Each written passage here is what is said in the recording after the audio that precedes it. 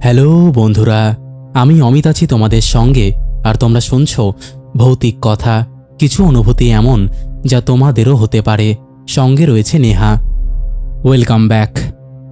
বন্ধুরা, আজকে তোমরা যে ঘটনাগুলো শুনবে, সে ঘটনাগুলো শুনে তোমাদের জাস্ট মনে হবে যেমন ঘটনা ভৌতিক কথা পরিবারে আবার অনেক দিন পর এলো। ভৌতিক কথা পরিবারে কিন্তু এখন যেমন জমজমাট ঘটনা আসছে, তেমনি জমজমাট তোমাদের রেসপন্সও আসছে। তো তোমরা এরকম বেশি বেশি করে কমেন্ট করো, বেশি বেশি করে লাইক করো, যাতে আমাদের এই পরিবার আরও বেশি বেশি করে ছড়িয়ে পড়তে পারে, যাতে আমাদের একটা স্ট্রং পরিবার তৈরি হয়। তো আর দেরি করো না, তোমরা সিট বেল্ট বেঁধে নাও, চুপটি করে বসে পড়ো। এখন আমরা পাড়ি দিতে চলেছি ভূতের রাজ্যে।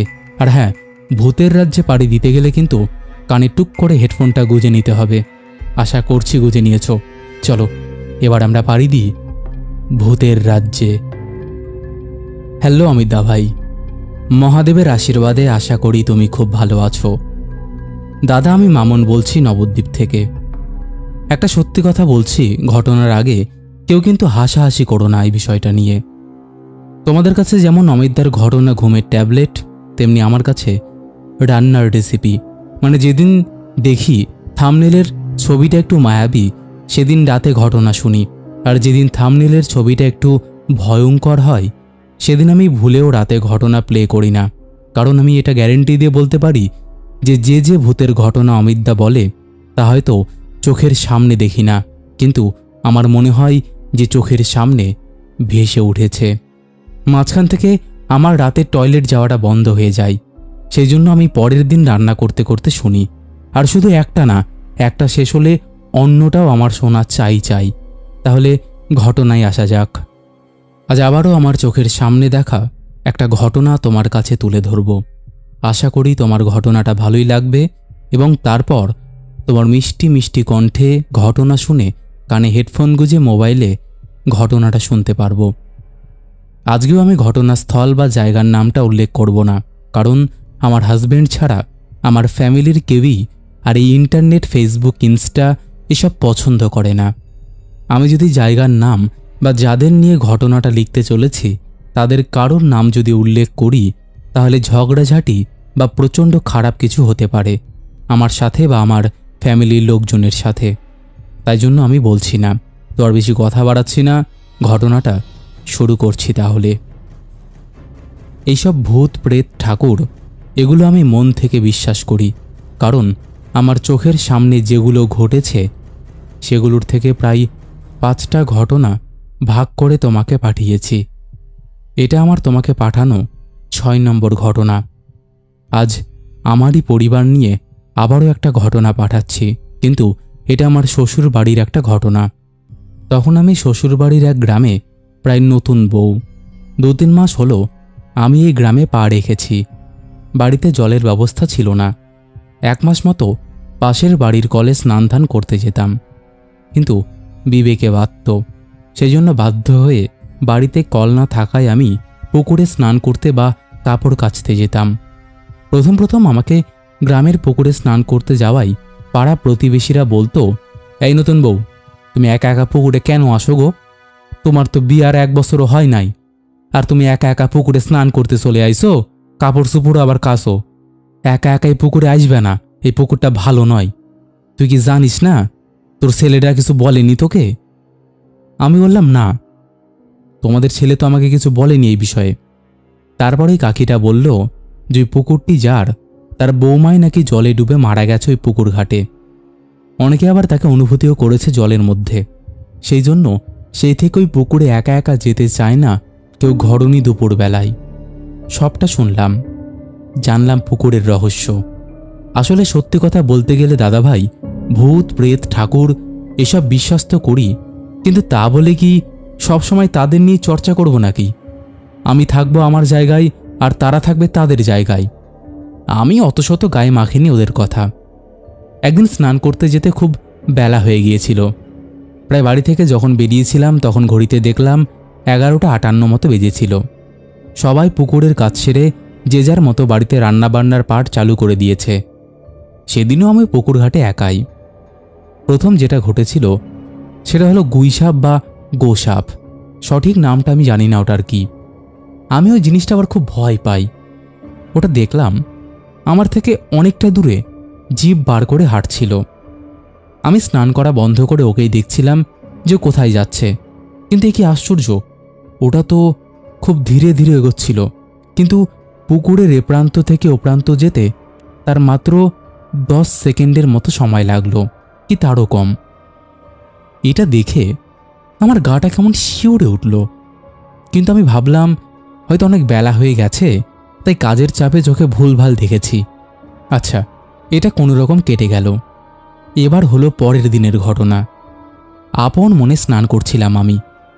হঠাৎ করে শুনলাম শুকনো বাঁশ পাতার ওপরে খড় খড় করে পায়ের হাঁটার শব্দ।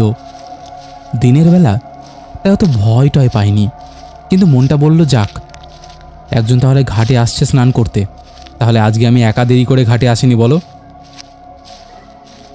কি মনে হলো কি আসছে দেখব বলে পেছনে একবার তাকালাম, কেউই তো নেই সেখানে।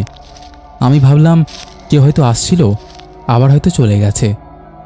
আবার আপন মনে স্নান করতে লাগলাম। ক্ষণিক পর আবারও সেই একই আওয়াজ পেয়ে এবার মনটা খুঁতখুত করছিল। এবার আমি ঘাটের ওপর থেকে ওপরে দেখলাম, কিন্তু কাউকে দেখতে পেলাম না। মানুষ তো দূরের কথা, একটা কুকুর বেড়ালও সেখানে ছিল না। কাকের ওই কথাটা মনে পড়তেই এবার আমার মনের এক কোণে ভয় জমতে লাগলো। কোনোরকম স্নানটা সেরে হন্তদন্ত হয়ে বাড়ি চলে এলাম। বাড়িতে এসে কাউকে কিছুই বলিনি, কারণ এইসব কেউ বিশ্বাস করবে না। আবারও একদিন আমি যাচ্ছিলাম পুকুরে কাপড় কাচতে। সেদিন আর বেলা হয়নি আমার।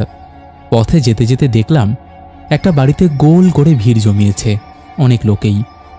আমি ভাবলাম ওখানে আবার কি হলো রে ভাই, এত লোকের ভিড় জমলো ওই বাড়িতে, দেখি তো। দেখি ওই বাড়ি থেকে একটা দম ফাটা কান্নার আওয়াজ আসছে। আমি জানতাম যে কান্না করছে সে একজন প্রেগনেন্ট মহিলা। আমি ভাবলাম যে হয়তো প্রসব যন্ত্রণার জন্য কান্না করছে। পরে মনে পড়ল, না না, সেটা কি করে হয়? আমি তো শুনেছি তার এখন রানিং 7 মাস চলছে। আসলে যে কান্না করছিল সম্পর্কে সে আমার যা হয়। আমি ওর একটা ছদ্মনাম ব্যবহার করছি, আরতি বলে, কারণ ঘটনাটা ওকে নিয়েই। আমি নতুন বউ, কারোর ঘরে অত যাওয়া আসা করতাম না। ব্যাপারটা অতটা গামাখা না করে পাশ কাটিয়ে পুকুর ঘাটে চলে গেলাম। সেখানে গিয়ে দেখা হলো আমার মিষ্টি দেওর স্বস্তিকের সাথে। আমি ওকে জিজ্ঞেস করলাম, হ্যাঁ গো স্বস্তিক, কি হয়েছে গো কাকাদের বাড়িতে? ও বলল, হ্যাঁ সে কি বৌদি, তুমি কাছের মানুষ আর তুমিই জানলে না? ওই বৌদিকে না ভূতে ধরেছিল গো। আমি একটু মস্করা করে বললাম, বাহ, তোমাদের এখানে তো দেখছি ভূতেদের বাসা গো। দেশের নামটা তো ঠাকুরের, আর চাষ হচ্ছে ভূতের। স্বস্তিক বলল, তুমি এইবার একটু সাবধানে থেকো বৌদি। আমি বললাম, কেন কেন সাবধানে থাকবো? সাবধানে থাকতে বলছি কারণ তোমাদের বাড়ির সামনের বাড়ির জিনিস তো ওটাই তো ধরেছে ওকে। আমি বললাম, ঠিক আছে আমার সোনা দেওর, যাও যাও, অনেক হয়েছে। আমাকে সতর্ক করার জন্য অসংখ্য ধন্যবাদ। বাড়িতে আসার পরে সবটা আবার নর্মাল হয়ে গেছে দেখলাম। আসলে আরদিকে ওঝা বাড়ি নিয়ে গিয়েছিল, কিন্তু বাড়িতে লোকজনের আনাগোনাটা শেষ হয়নি তখনও। আদতে গ্রাম সাইডে সাধারণত যা হয়ে থাকে আর কি। বাড়িতে এসে আমার বরকে আরদিকে ভূতে ধরার বিষয়টা সব বললাম। ও বলল, তুমি সামনে যাওনি তো? আমি বললাম, না গো যাইনি। ও বলল, হ্যাঁ ভালো করেছো, যাবে না ওরকম দেখলে। আমাদের বিয়ের এখনও 1 বছরও ঘোরেনি, তুমি একটু সাবধানেই থেকো। বাড়িতে একাই থাকো, চুল টুল খুলে রাখবে না কিন্তু। আর ঘরনি দুপুরবেলায় ওই বাগানের দিকে কিন্তু একদম যাবে না, বলে দিলাম। ঘাড় নেড়ে উত্তর দিলাম, হ্যাঁ যাব না। পরের দিন সকালে ঘরের কাজ সারছিলাম। শ্বশুর শাশুড়ি মাঠের কাজে গেছে, বর নিজের কাজে বেরিয়েছে। আমি নিজের মনে কাজ করছি। ঘর ল্যাপার সময় আর চোখে দেখলাম আমার শাশুড়ি মা মাথায় ঘোমটা টেনে ঘরে ঢুকল। আমি বললাম, ও মা, এত তাড়াতাড়ি মাঠের কাছ থেকে চলে এলে যে? কাজ হলো না নাকি? অপর দিক থেকে কোনো উত্তর এলো না। আমি আমার মতো আবার সিঁড়ির ঘরটা লেপে বারান্দাটা লেপছি। আবারও জিজ্ঞেস করলাম, ও মা, এত তাড়াতাড়ি মাঠের থেকে চলে এলে যে, কাজ হলো না নাকি? এবারই হলো আসল ঘটনা। বারান্দার থেকে ঘর দুটোভাবেই দেখা যায়। আমি লক্ষ্য করলাম ঘরের ভেতর কেউ নেই। আমি ভাবছি ভুল দেখলাম নাকি। যাই হোক, ঘর লেপে বাইরে রান্নাঘরটা লেপছি। আবার আর চোখে দেখলাম মা লাল শাড়িটা পরেই ঘোমটা টেনে বাইরে বেরিয়ে গেল। এবার সত্যিটা যাচাই করার জন্য ল্যাপা পোচা ছেড়ে বাইরে বেরিয়ে এলাম। এবার আমার ভয়ের মতো কিছু ঘটল। একটা মানুষ এত তাড়াতাড়ি বাড়ির এরিয়া ছেড়ে বেরিয়ে যেতে পারে না, আর যদি বেরিয়েও যায় তাহলে তার টিকিটা অন্ততপক্ষে দেখা যাবে, কিন্তু তার দেখাই পেলাম না আমি। এবার আমি একদম শিওর যে আমি মোটেও ভুল দেখিনি। তখন তাহলে যদি আমার শাশুড়ি মাই ঘরে ছিল, তাহলে আমি তাকে দুঘাড়ি টুকি মেরে দেখতে পেলাম না কেন? আর ছিল তো কোথায় ছিল? ওই দিনের বেলাতেও হাত পা ঠান্ডা হয়ে গেল আমার। ঘরে চলে এলাম একদম নিস্তব্ধ হয়ে। ঘরে ঢুকে একটু বসতেই বাইরের জিনিসপত্র পড়ার আওয়াজে হুঁশ ফিরল আমার। আবার ভয়ের আগমন হলো আমার মনে। হাওয়া নেই, বাতাস নেই, তাহলে ব্যাগগুলো হুড়মুড়িয়ে পড়ল কি করে? দৌড়ে বাইরে বেরিয়ে চলে এলাম। কোনো রকম মাথা ঠান্ডা করে ঘরের কাজগুলো সেরে ফেললাম। বিকেলে সঞ্জয়কে বললাম যে সামনের বাড়ির ঘটনাটা আমি শুনব, আমি জানতে চাই। আমি আমার বরের আলু তুলু বউ, যা বলি তাই শোনে। এটা নিয়ে বাইরের লোকজনের মুখে অনেক কিছুই শুনি, তবে সেটা সামনে নয়, পেছনে পেছনে। আসলে এখনকার মানুষ কারোর ভালো দেখতে পারে না। যাই হোক, ঘটনা শোনার অধীর আগ্রহ আমার। এটা বর বুঝতে পারল। সে বলল, আমি সন্ধেবেলায় বাড়ি আসি, তারপর সবটা বলবো। আমি ঘাড় কাত করে হ্যাঁ সম্মতি জানালাম। বিকেল পেরিয়ে সন্ধে নামছে, আমার আগ্রহটা আরও বাড়ছে। একসময় আমার বর বাড়িতে এলো। আমি আর ধৈর্য ধরে রাখতে পারলাম না, বলেই ফেললাম, কি গো, বলো না, আর কত অপেক্ষা করাবে আমাকে? ও একগাল হেসে বলল, এত চঞ্চল মন তোমার? আচ্ছা আচ্ছা, ঠিক আছে, শোনো তবে। যে মানুষটা মারা গেছে সে কাকি হয়, নিজের না, পাড়া প্রতিবেশী। সে নিজের সংসার ছেড়ে অন্য একটি সম্পর্কে জড়িয়ে পড়েছিল। তার ছোট ছোট 3টে বেবি আছে, কিন্তু ওই যে অবৈধ সম্পর্ক, বিষের থেকেও খতরনাক জিনিস। তার পরিবারে হয়তো এই বিষয়টা নিয়ে জানাজানি হয়ে গিয়েছিল, তাই সে তেল খেয়ে, অর্থাৎ জমিতে যে বিষ তেল দেয় সেটা খেয়ে সে আত্মহত্যা করেছিল। ও এটার পরে আরও অনেক কিছু বলেছিল। দাদা, আমি এর থেকে বেশি কিছু ডিটেলস দিতে পারবো না, নাহলে সত্যি আমার সমস্যা হবে। প্রথমে ও আমাকে এই ব্যাপারে কিচ্ছু বলেনি, কারণ ও ভেবেছিল যে আমি বাড়িতে একা একা থাকি, হয়তো আমি ভয় পাবো। কিন্তু অনেক জোর করার পর আমাকে সবটা বলল সে। শোনা যায় যে সে এখনও ওখানেই থাকে, আর শোনা যায় বলবো না, আমরা প্রমাণও পাই তা। কারণ অবমৃত্যু মরা তো 12 বছর না হলে মুক্তি পায় না। আরও একদিন দুপুরের কথা, ভাত খেয়ে আরতি থালা বাসন মাজতে গিয়েছিল তাদের কলের পাড়ে। আর কলপাড়টাও সত্যি একেবারে সেই লেভেলের জায়গায়। কলপাড়ে বাঁশ গাছের ডালপালা ঝুলছে। রাতে আমি মরে গেলেও ওইখানে জল খেতে যাব না, আর বাসন মাজা তো দূরের কথা। বাঁশবাগানের মধ্যে একটা কলপাড়। যাই হোক, বাসন মাজার আগে এঁঠো জলটা বাঁশবাগানের দিকে ছুঁড়ে ফেলল। ব্যাস, ওটাই হয়ে গেল ওর বড় দোষ। ওখানে ওকে আবার ধরল। আমরা বুঝতাম কিভাবে জানো? ও যখনই কাউকে ধরত তখনই ও দম ফাটা কান্না করত, আর ওর সন্তানদের দেখতে চাইতো। আরতি বাসনপত্র ধুয়ে এলো। ওর শাশুড়ি ওকে কিছু একটা জিজ্ঞেস করছে, কিন্তু আরতি কোনো উত্তর দিচ্ছে না। ওর শাশুড়ি শেষে ওকে একটা জোরে গায়ে ধাক্কা মারল। ওর যেন সারা শরীর জ্বলে উঠল। ওর শাশুড়ির দিকে ফট করে তাকিয়েই গজরাতে লাগলো, আর বলতে লাগলো, এই এই, তুই আমাকে মারলি? কোন সাহসে মারলি তুই? জানিস জানিস আমি কি করতে পারি? ইচ্ছে করলে না তোকে ইহলোক থেকে পরলোকে পাঠিয়ে দেবো এক্ষুনি, দেখবি তুই। ওর এই বিভৎস গলার আওয়াজ শুনে কাকিমার আর কোনো সন্দেহ থাকলো না যে ওকে আবার নাগালে পেয়েছে সে। কাকিমা তাড়াতাড়ি বাইরে বেরিয়ে এসে চিৎকার করে সবাইকে ডাকতে লাগলো। সবাই ওকে বাইরে নিয়ে তো এলো, কিন্তু এবার প্রশ্ন হলো ওকে ধরল কি করে। ও তো আজকে কোথাও একা একা চুল ছেড়ে যায়নি।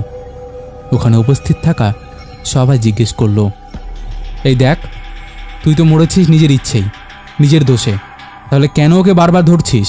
ও একটা পোয়াতে মানুষ, ভরা মাস চলছে ওর। বাচ্চাটার যদি কিছু ক্ষতি হয়ে যায় তার ভার কি তুই নিবি? বল, ওকে কেন ধরেছিস বল। যেই মহিলাটি বারে বারে আরতিকে ধরছে সে সম্পর্কে আমার কাকি হয়। আজ সে মৃত্যুবরণ করে অন্য জগতের মানুষ হয়েছে ঠিকই, কিন্তু আজও আমি তাকে কাকি বলেই সম্মান করছি। তো কাকি আরতির ভেতরে প্রবেশ করার পর যতটা গজরাচ্ছিল, আরতির প্রেগনেন্সি নিয়ে কথা ওঠার পর সেই গজরানোর আওয়াজটা বন্ধ হয়ে গেল। সে আবার কান্না করতে লাগলো। তার সাথে বলল, আমি আমি আমার ছেলে মেয়েদের খুব ভালোবাসি, আমি ওদের ছেড়ে থাকতে পারছি না, আমার খুব কষ্ট হচ্ছে, আমি ভুল করেছি, আমি আগের মতন হতে চাই। তার এই কথা শুনে কিছু কিছু মনুষ্যত্বহীন মানুষ হাস্যকর হয়ে বলে উঠল, ভূতের আবার সংসার, স্বাদ কম না, তুই তো মরেছিস তোর জন্য, কোন ঘাটে চলে গেলি? হ্যাঁ, এত স্বাদ তো মরলি কেন তাড়াতাড়ি? তারপরে আরও নানান কথা বলল, কিন্তু তার কান্নাটা কিছুতেই কমছিল না। তারপর সেখানে থাকা অর্থাৎ মৃত কাকির স্বামী সেখানে উপস্থিত হয়। আচ্ছা দাদা, একটা কথা না বললেই নয়, আমাদের গ্রাম বলে বলছি না, প্রত্যেকটা অজপাড়া গ্রামের বাড়ির বউই শ্বশুর ভাসুর বা অচেনা মানুষ দেখলেই মাথায় ঘোমটা টেনে নেয়। যদিও আমার এই বিষয়টা পছন্দ হয় না, আমি একটু বেপরোয়া বলতে পারো, গ্রামের বউ হতে পারি কিন্তু নবদ্বীপের মেয়ে, সেখানেই বড় হয়েছি। এসব ঘোমটা ফোমটা আমার বিশ্বাস হয় না। মানুষের মুখের দুটো মিষ্টি কথাই আসল বলে মনে হয় আমার। যাই হোক, আমার মতো তারা নয়, তারা যথেষ্ট ভালোভাবে মাথায় ঘোমটা দিয়ে বড়দের সম্মান করে। সে বড় কাকা শ্বশুরকে জড়িয়ে ধরে কাঁদতে কাঁদতে বলে, ওগো ওগো, আমি তোমাদের ছাড়া থাকতে পারছি না গো, আমার খুব কষ্ট হচ্ছে, আমায় তুমি ক্ষমা করে দাও, আমি খুব ভুল করেছি। কাকা বলল, হ্যাঁ হ্যাঁ, যা হওয়ার হয়ে গেছে, তুমি এখন অন্য জগতের মানুষ হয়ে গেছো, তুমি ওকে ছেড়ে দাও। ও একজন গর্ভবতী মহিলা, ওর ক্ষতি হতে পারে, তুমি ওর ভেতরে এভাবে হুটহাট করে প্রবেশ করলে একটা বড় বিপদ হতে পারে। তুমি ওকে ছেড়ে নিজের জায়গায় চলে যাও, আর কখনো কাউকে এভাবে জ্বালিও না। কাকি তখন উত্তর দিল, আমি কি ওকে ইচ্ছাকৃত ধরেছি নাকি? আমি তো বাসতলা দিয়ে যাই আসি, ও তো এঁঠো জলটা এমনভাবে ছুঁড়ে ফেললো যেটা পুরো আমার গায়ে পড়েছে, তাই আমি ওকে ধরেছি। কিন্তু তুমি যখন বলছো আমাকে চলে যেতে, তখন আমি ওকে ছেড়ে দিচ্ছি, কিন্তু আমি এখান থেকে কোথাও যাব না, আমি আমার জায়গায় থাকব, আমি কারো কখনো ক্ষতি করব না। আমার ছেলে মেয়েকে আমি দূর থেকে রোজ দেখি, ওদের আমি খুব ভালোবাসি জানো। ওরা তিনজন যখন খেলা করে আমার বুকটা আনন্দে ভরে ওঠে। আর যদি আমি এই কাজটা না করতাম তাহলে তোমাদের সাথে সুস্থ জীবন কাটাতে পারতাম। এটুকু বলেই আরতি মাটিতে আস্তে আস্তে লুটিয়ে পড়ল। এরপর আর সত্যি কিচ্ছু হয়নি, সে আর কোনোদিনও ফিরেও আসেনি, কিন্তু তার উপস্থিতি বহুবার আমরা টের পেয়েছি। তো এই ছিল ঘটনা। ভালো লাগলে দাদা অবশ্যই শেয়ার করো আমাদের ভৌতিক কথা পরিবারে। ঘটনাটা এটুকুই ছিল। আজকের মতো এখানেই শেষ করছি, আবার কথা হবে অন্য কোনো ঘটনা নিয়ে। তুমি ভালো থেকো, আর তোমার মিষ্টি কণ্ঠে ঘটনা বলে আমাদের মন প্রাণ সব ভরিয়ে রেখো। গুড বাই অমিতদা, ভালো থেকো, সুস্থ থেকো। তো বন্ধুরা, এই ছিল প্রথম ঘটনা। সত্যি ঘটনাটা একদম ইউনিক ছিল। আশা করছি ঘটনাটা তোমাদের ভালো লেগেছে। কেমন লেগেছে তোমরা অবশ্যই সেটা কমেন্ট করে জানিয়ে দাও। তোমাদের মধ্যে এখনও যারা এই পরিবারে যুক্ত হওনি তারা যুক্ত হয়ে যাও। এরকম ঘটনা বারবার তোমরা যদি শুনতে চাও তাহলে কি করতে হবে? বারবার তোমাদের ঘটনা পাঠাতে হবে, তাই না? তাই জন্যই বলছি তোমরা বেশি বেশি করে ঘটনা পাঠিয়ে দাও, যাতে আমরা আরও ভালো ভালো ঘটনা তোমাদের শোনাতে পারি। আর একটা কথা, ভৌতিক কথা কিন্তু কোনো রকম অন্ধবিশ্বাস, কুসংস্কার বা কোনো রকম নেগেটিভিটিকে প্রচার করে না। ভৌতিক কথার কাজ শুধুমাত্র মানুষের জীবনে ঘটে যাওয়া ঘটনা সবার সামনে তুলে ধরা, নচেত আর কোনো উদ্দেশ্য নেই। তো আর কথা বাড়াচ্ছি না, এবার আমরা শুরু করছি পরের ঘটনা। তবে পরের ঘটনায় যাওয়ার আগে আমি তোমাদের একটা ছোট্ট ঘটনা শুনিয়ে দিতে চাই, যেটা আমি কালই শুনলাম। আমার এক পরিচিত, তার বয়স 25 মতন।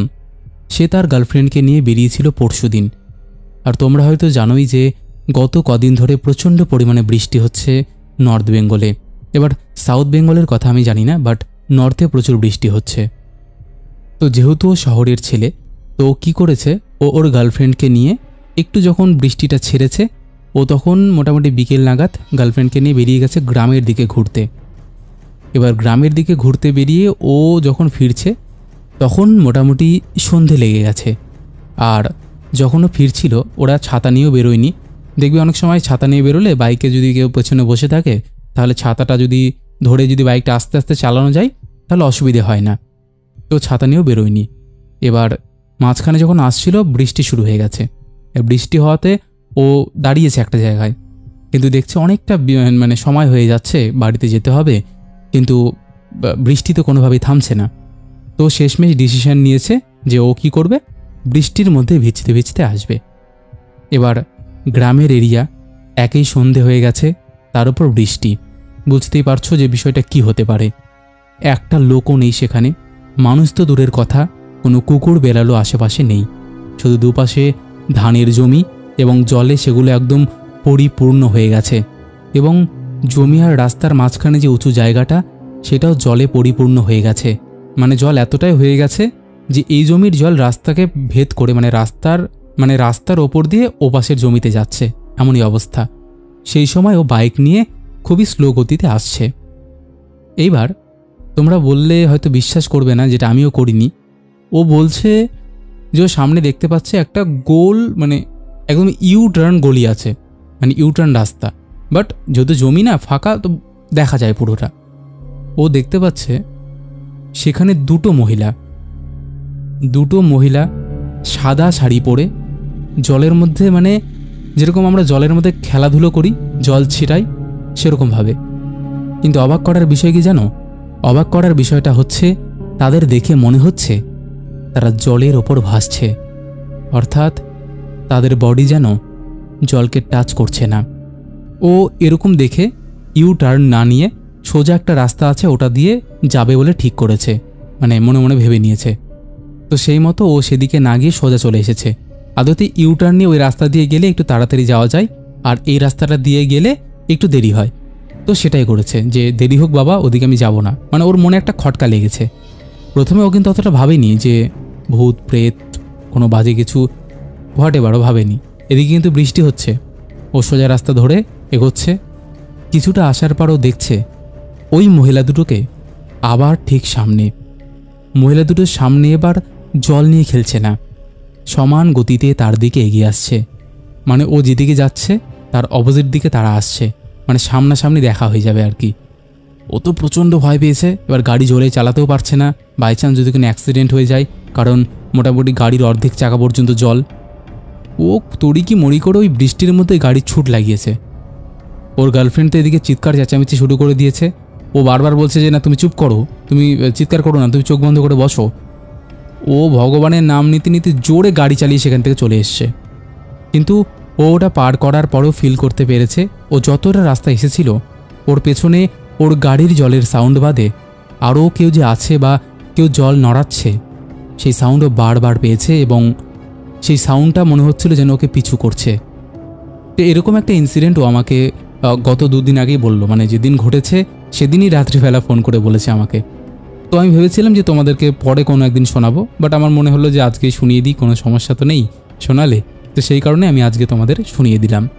আশা করছি ঘটনাটিও তোমাদের ভালো লাগবে। চলো এবার আমরা শুরু করি পরের ঘটনা। আমি মোহন, আমার বাড়ি পূর্ব মেদিনীপুর জেলা, গ্রাম ভবনপুর। আমি আজকে কিছু ঘটনা বলতে চাই। আমি আপনার চ্যানেলে রোজই আপনার কথাগুলো শুনি, মনে হয় আমার সাথে ঘটে যাওয়া কিছু ঘটনা আপনাকে বলি। তখন 2017 মে মাস। আমার পড়াশোনা ছেড়ে আমি কাজে চলে যাই। আমি যেখানে কাজ করতাম সেটা হলো ধুলাগড়। কাজে যাওয়ার পর 15 দিন মতন ভালোভাবেই আমার কাজের জায়গাটা পছন্দ হলো। তারপরে হঠাৎ একদিন সকালে ঘুম থেকে উঠে একজন দাদার মুখ থেকে শুনতে পেলাম কোম্পানির রুমে একজন ছেলে ফাঁস লাগিয়ে নিয়েছে। হঠাৎ এই কথাটা শুনে আমার বুকের মধ্যে একটা ভয় ধরে গেল। তখন সেই দাদাটাকে জিজ্ঞেস করলাম কে করলো। তখন জানা গেল আমি যেই কাজ করতাম সে আমার সাথে হেল্পারি করত। আমি দৌড়ে গিয়ে তখন দেখলাম রুমের মধ্যে লাশটা ঝুলে আছে। তার ঠিক 2 ঘন্টা পর পুলিশ আসে। তারপর কোম্পানির লোককে জিজ্ঞাসাবাদ করেও জানা গেল না যে সে কেন আত্মহত্যা করল। পুলিশ লাশটাকে পোস্টমর্টেমের জন্য নিয়ে গেল। সেদিন সারাটা দিন আমার কেমন যেন একটা লাগছিল, কারণ মরার আগের দিন আমাকেও একান্তে কিছু কথা বলেছিল। সেদিন ডিউটি থেকে ফিরে একসাথে বসেছিলাম। তখনও কাঁদো কাঁদো হয়ে বলছিল যে ও যাকে ভালোবাসত তার নাকি বিয়ে ঠিক হয়ে গেছে। ও আমাকে সব খুলে বলল মেয়েটার সম্পর্কে। মেয়েটার বাড়ি হলো হুগলি জেলার খন্নান স্টেশনের কাছে। মেয়েটার নাম বলতে পারবো না। ওদের নাকি 4 বছরের রিলেশন। তা হঠাৎ মেয়েটা তাকে জানায় যে তার বিয়ে ঠিক হয়ে গেছে। তখন সারাদিন ছেলেটা একটা আলাদাই ডিপ্রেশনে চলে গেছে। আমি তাকে অনেক বুঝিয়ে রাতে শুতে পাঠালাম, কিন্তু তারপরের দিন সকালে তার ঝুলন্ত লাশ পাওয়া গেল রুমে। সে ছেলেটা মারা যাওয়ার পরের দিন আমি যখন রুমে শুতে গেলাম তখন রাত 2 বাজে। আমি বাথরুম যাব। বাথরুমটা ছিল গ্রাউন্ড ফ্লোরে, আমার রুমটা ছিল 3 তলার ওপরে। তাই রুমের কাছ থেকেই আমাকে সিঁড়ি দিয়ে নামতে হবে। তখন তার রুমে কেউ ভয়ে শুতে যায়নি। তার রুমে হঠাৎ আমার চোখ পড়ে জানলার কাছে। তার রুমের জানলা খোলা ছিল। দেখলাম কেউ যেন হাত বাড়িয়ে আমায় ডাকছে। আমি তখন খুব ভয় পেয়ে যাই। আমার মুখ থেকে কোনো কথা বেরোচ্ছিল না। আমি কি করব ভেবে না পেয়ে মোবাইলের ফ্ল্যাশটা যখন মেরে দেখলাম তখন দেখলাম ওখানে কেউ ছিল না। তারপরে আমার মোবাইলটা সুইচ অফ হয়ে গেল, কিন্তু আমার মোবাইলে চার্জ ছিল। মোবাইল লক খোলার জন্য চেষ্টা করলাম, কিন্তু লক কোনোভাবেই খুলল না। আমি ভাবছিলাম আমার সাথে এটা কি হচ্ছে। তারপরে মনে হলো আমায় যেন কেউ আবার ডাকছে। আমি জানলার কাছে গেলাম। তখন হঠাৎ আমি দেখতে পেলাম আমার বন্ধুর দেহটা ওই পাখাতে আবার ঝুলছে। আমি তড়িঘড়ি রুমে গিয়ে রুমের সব বন্ধুদের জানালাম। তখন ওরা এসে যখন দেখলো তখন রুমের মধ্যে কেউ ছিল না। তখন আমি রুমে গিয়ে চুপচাপ শুয়ে পড়লাম। আমার ঘুম আসছে না, আমার শুধু ওই কথাটাই মাথায় ঘুরছে। এমন থাকতে থাকতে হঠাৎ আমার চোখটা লেগে গেল। হঠাৎ কেউ যেন আমার কানের কাছে বলছে আমি ওর জন্যই মরে গেলাম। তখন আমি উঠে খুব ভয় পেয়ে এদিক ওদিক তাকালাম। দেখলাম যে আমার চোখের আগের থেকে কালো ছায়ার মতো কেউ যেন বসে কাঁদছে আর মুখে কি যেন বিড়বিড় করে বলে যাচ্ছে। তার পরের দিন সকালে আমার খুব জ্বর, আমি উঠতে পারছিলাম না। ওখান থেকে ছুটি নিয়ে বাড়ি চলে আসলাম। বাবা মাকে সব ঘটনা খুলে বললাম। আমার বাবা আমাকে কালী মন্দিরে নিয়ে গিয়ে একটু ঝাড়ফুঁক করিয়ে নিয়ে এলো। তারপর আর এই কোম্পানিতে যাইনি। দাদা, আমি হয়তো গুছিয়ে লিখতে পারিনি, তুমি তোমার মতো করে বলে দিও। আর দাদা, আমার কাছে আরও অনেক কিছু ঘটনা আছে, পরে সময় হলে তোমাকে পাঠিয়ে দেব। আর দাদা, আমার হয়ে সবাইকে হাই বলে দেবে। ইতি মোহন পাত্র। তো বন্ধুরা, এই ছিল আজকের ঘটনাগুলো। আশা করছি ঘটনাগুলো তোমাদের ভালোই লেগেছে। কেমন লেগেছে তোমরা অবশ্যই সেটা কমেন্ট করে জানিয়ে দাও।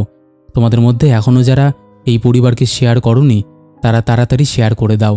এখনও যারা এই পরিবারে যুক্ত হওনি তারা যুক্ত হয়ে এই পরিবারকে আরও বেশি বড় করে তোলো। চলো আর আজকে কথা বাড়াচ্ছি না, একদম সরাসরি চলে যাচ্ছি শাউট আউট পর্বে।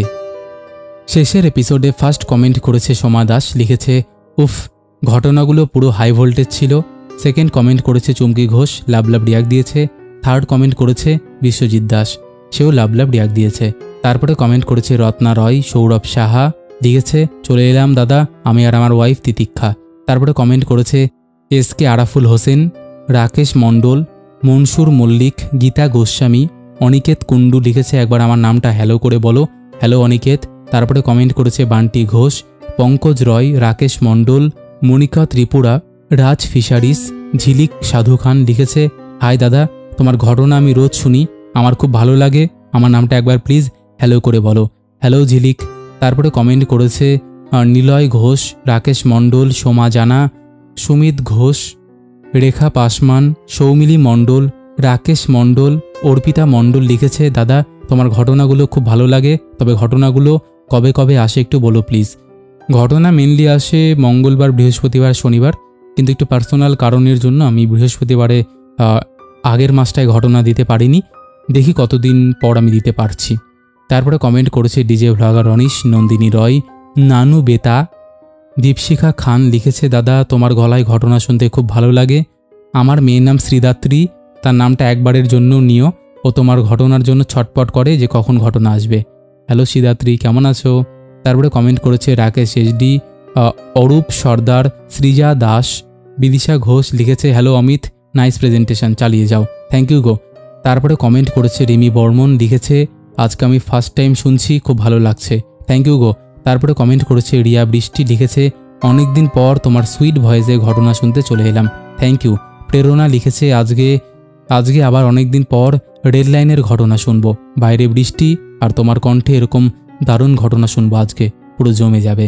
তারপরে কমেন্ট করেছে অমিতা ঠাকুর, অঞ্জলি মণ্ডল, শঙ্কর চক্রবর্তী, মল্লিকা ভ্লগস, কাকুলি সর্দার, অ্যাস্থেটিক শ্রেয়া, অঞ্জলি মণ্ডল, দেবাশিস বাগচি, জয়া বণিক, অক্ষয় অধিকারী, সোমা পাত্র, সন্দীপ হোর, সংঘমিত্র রয়, স্বপ্না বাজেল, ইন্দ্রাণী রায়, পূজা কর্মকার, বর্ষা দাস, সংঘমিত্র শর্টস, অনিরুদ্ধ ঘোষ, কুণাল দাস, শিখা, সুখদেব বিশ্বাস, এরকম আরও অসংখ্য প্রিয় মানুষেরা আমাদের শেষের এপিসোডে কমেন্ট করেছে, যাদের কমেন্ট আমি আর চাইলেও পড়তে পারছি না।